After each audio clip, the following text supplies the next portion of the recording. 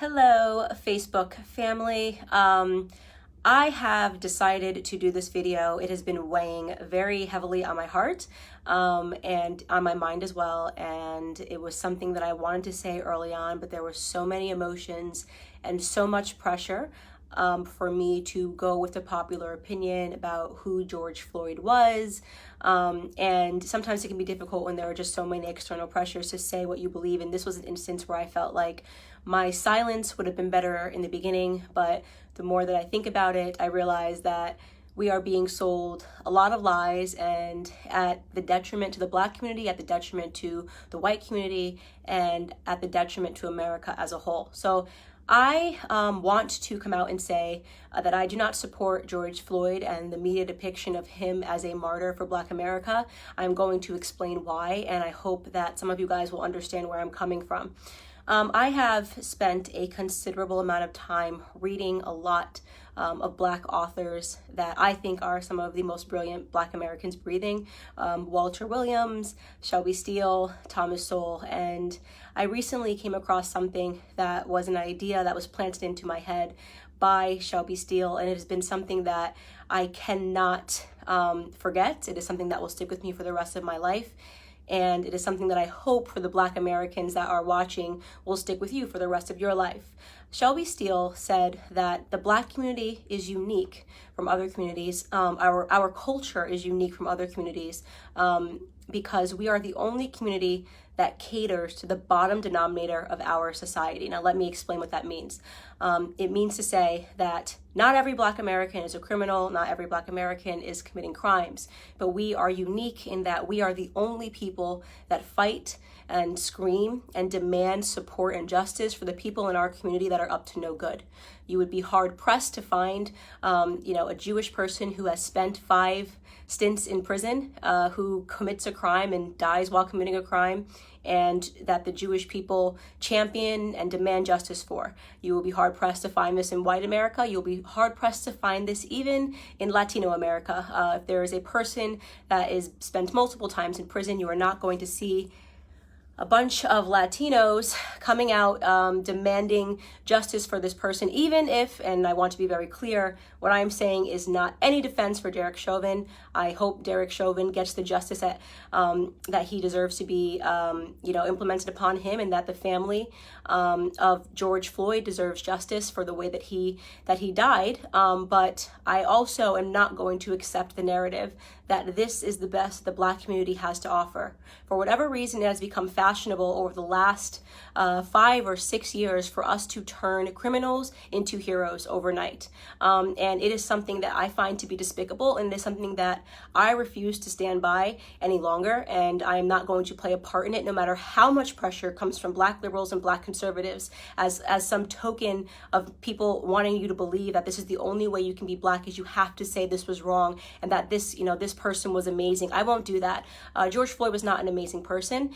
And as soon as this video hit the internet, I did just basic searches. Everyone jumped on it and was looking at the police officer, and everyone agrees that the police officer was wrong and the police officer has been arrested. So that is not the reason I'm not discussing that, is because that is not something that has been misconstrued in the media. He has been turned into the devil that he is, and there is no reason for us to harp on that any longer, because white Americans are not uplifting Derek Chauvin as a victim or pretending that he's an amazing human being. But George Floyd is being uplifted as an amazing human being. For those of you who have not yet seen the clips and did not pursue or wait for more clips to come out, first and foremost, George Floyd at the time of his arrest was high on fentanyl, and he was high on methamphetamine. This came back in both of his autopsy reports. If you pursue the 911 transcript, you can see the person describing somebody who is out of their mind high, and which is what made the person fearful, because he tried to use a bill that I guess was a fake bill to purchase something, and then he was outside acting weird, and they, in their police call, said that this person was obviously distorted and on drugs. When he is put into handcuffs and is put against the wall, a baggie of what looks to be like cocaine or it's a white baggie that he drops onto the floor that you can see in an image. If you look up the clip, the media is refusing to circulate it. You can find it on Twitter if you you use DuckDuckGo and look up George Floyd baggie, you can watch the clip yourself with your own eyes. He had drugs on him at the time of his arrest. Now, barring all of that, nobody thinks that he should have died during this arrest, but what I find despicable to be is that everyone is pretending that this man lived a heroic lifestyle when he didn't, and I want to talk about what his lifestyle was leading up to this moment and why I refuse to accept the narrative that this person is a martyr or should be lifted up in the Black community and that we should be buying t-shirts with his name on it, okay?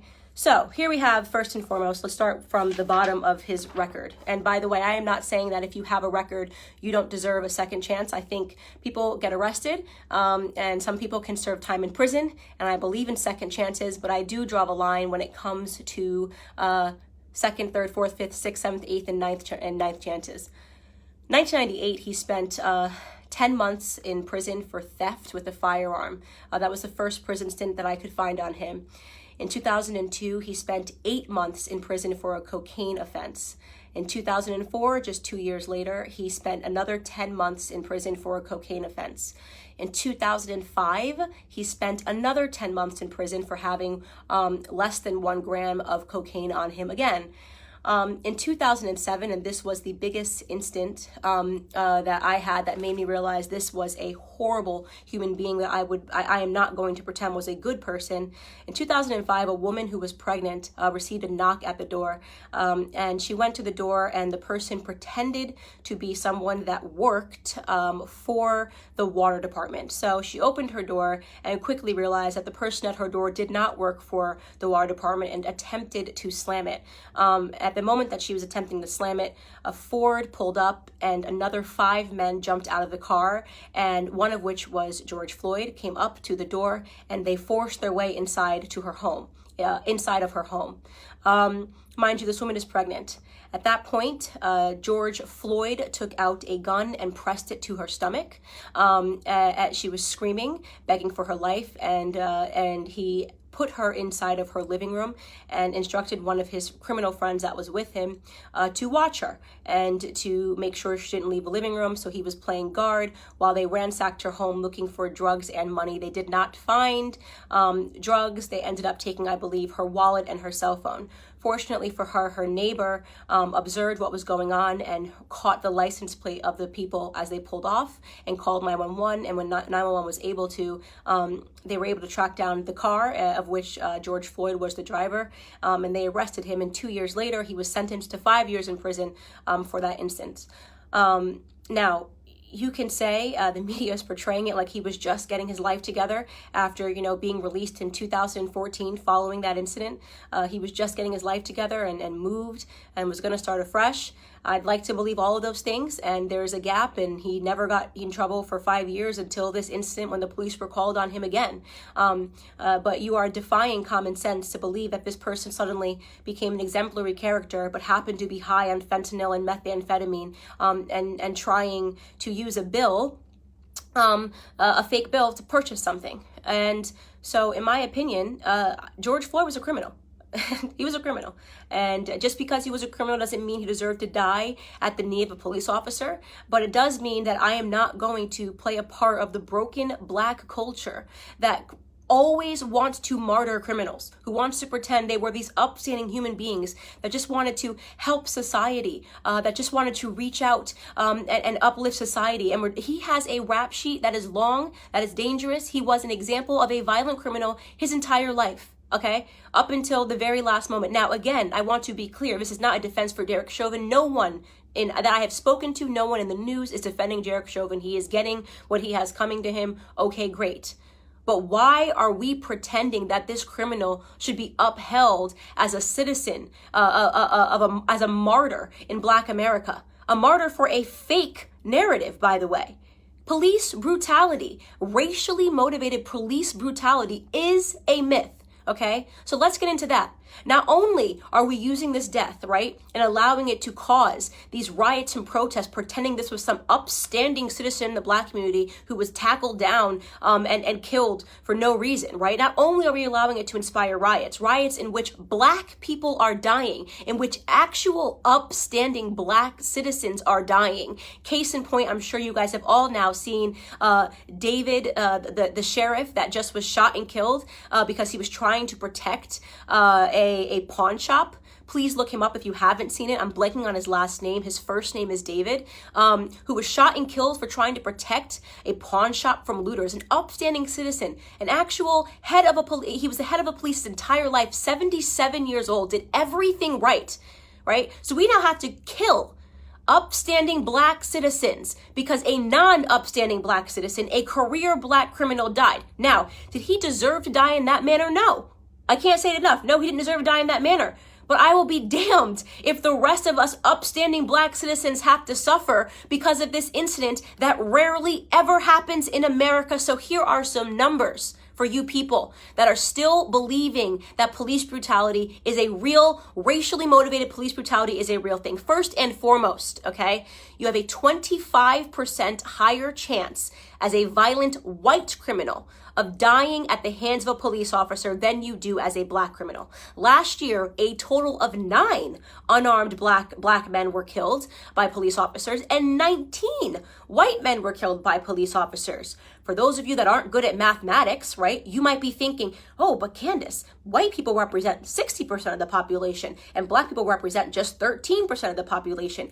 It doesn't matter what percentage of the population you represent. It matters what percentage of the violent criminal community you represent. And unfortunately, Black community commits a disproportionate amount of crimes compared to the white community. Let me tell you, 6% of the population, right, Black men, 6% of the population account for 44% of all murders in this country, according to 2018 statistics. That is what you call a gap. And yet white people who represent 60% of the population, we represent 13, Black men are 6%, only represent 50% of all the murders, right? That makes no sense.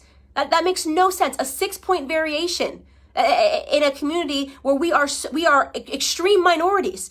We commit 50% of all violent offenses, evenly split, and we're only 13% of the population, okay? So we have a lot more encounters with police officers. And don't say the police officers are coming around because we're Black. I'm talking about violent criminals. I'm talking about murder, 44% of murders, okay? You want to talk about real statistics? The police officers have way more to be fearful of in the Black community than the other way around, okay? We commit, on average, a police officer is 18 and a half times more likely to be killed by a Black person than the other way around. Okay, so this entire narrative is complete smoke and mirrors. It's all made up. It's just election fodder. It's white versus Black because it's an election year, not because Black Americans are suffering at the hands of police officers more than white Americans.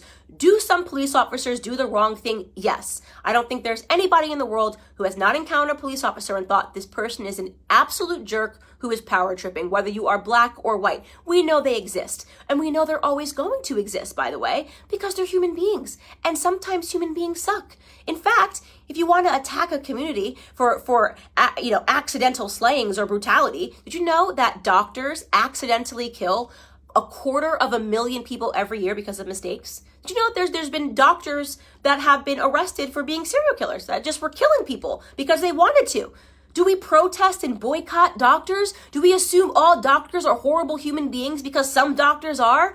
Or do we realize that society is not perfectible? People suck in every profession. It is no excuse to paint society with a broad brush. It is certainly no excuse to accept a Democrat narrative, okay, that Black people are being disproportionately hunted down by police officers because of the color of their skin. You want to know the best way to avoid not being brutalized by a police officer is to limit the amount of encounters you need to have with them, especially when it comes to violent crimes. Okay? I am not going to stand for this continual bottom-feeding narrative of us martyring people that have had 5, 6, 7 stints in prison and then pretending they were upstanding heroes to our community. It's bullshit. It's bullshit. Excuse my language. It's absolute bullshit. And I'm tired of it. I'm tired of having to play pretend. I'm tired of sitting here and being called a coon or an Uncle Tom because I won't play this bottom feeding game with you. If you want to hang up posters of criminals on your wall and talk about them as your martyrs, do it. Do it. You can do it. Kobe Bryant was my idol, okay? I'll keep a photo of Kobe Bryant. You can keep one of George Floyd and pretend he was an upstanding human being that just once or twice put a gun across a pregnant woman's belly. Could you imagine that woman right now? That black woman, by the way, right? Watching everybody pretend this person was an upstanding human being who just at the age of 42 and 5 prison stints was going to get his life together. I mean, it's embarrassing. We are embarrassing in that regard, right? This is why we have a cycle and a toxic culture, because nobody wants to tell the truth in Black America. It's so easy to be a victim. It's so easy to ask white people to bow down and apologize and do all these things for us. It's crap. It's crap. It's a lie. It's a farce. Our biggest problem is us, okay? It's why we don't talk about it when black on black crime happens. It's why we don't talk about it when 40 black people are killed in one weekend during Memorial Weekend in Chicago. We don't want to talk about any of that stuff. We don't want to talk about Baltimore. We don't want to talk about New Jersey. We don't talk about any of these places where black people are being slaughtered by other blacks, because that would mean that we had to be personally accountable, right? That would mean personal responsibility. We don't do personal responsibility in our community. We don't do it. We blame white people, right? We only point a camera to white people when they do something, even though we do it at a way higher rate to ourselves, right? We celebrate our drug dealers. We're the only community, right, that would ever create hashtags to free people from prison because they committed crimes, like free Meek Mill, free this rapper, free this rapper. How hard is it to not spend multiple times in prison? How difficult is that? Is that too hard for us? Is that way too high of a mountain for us to scale, to do the right thing, to be upstanding citizens? That is the call to action that I have for Black America with Blexit. Like, why do we keep fulfilling this narrative? What do you think the perception of us, by the way, is on the outside? You ever look at the comments? You ever go into like an anonymous blog and see what people say? Oh, just black people being black people. I see those racist comments. Oh, just black people got to riot. Black people got to be black people. You know how they are. Oh, just black people being ignorant. That is the perception. When people get to be anonymous and talk about us, that's what they think about us, right? They think that we are the kind of people that will forever uphold criminals as the martyrs of our society, that we will never take account for the things that we do wrong, right? That we don't have it within us to educate ourselves to get ahead. And that for those of us that actually do it, well, we get called coons, right? You got Condoleezza Rice, she's a coon. Larry Elder, he's a coon. Dr. Ben Carson, brain surgeon, first ever to perform the surgery of splitting twins that are connected by the head. He's a coon, right? What a loser he is. What a stupid guy he is. Kanye West says he's not going to be told to do it because of the color of his skin. He's a coon. He's lost. He's in the sunken place. The sunken place. That's where we all are, right? Because we demand more and we will get more out of this society, because we're going to get ahead, right? That's what's going to happen. We're going to get ahead. Black conservatives get ahead because we don't subscribe to this narrative. Because you're not going to catch me outside trying to grab a TV pretending that it's because a martyr named George Floyd got killed. Okay? I'm a big believer that no matter what color you are, you do stupid things, you win stupid prizes. Okay? We have to do better. We have to teach our kids better, or we're not going to get ahead, right?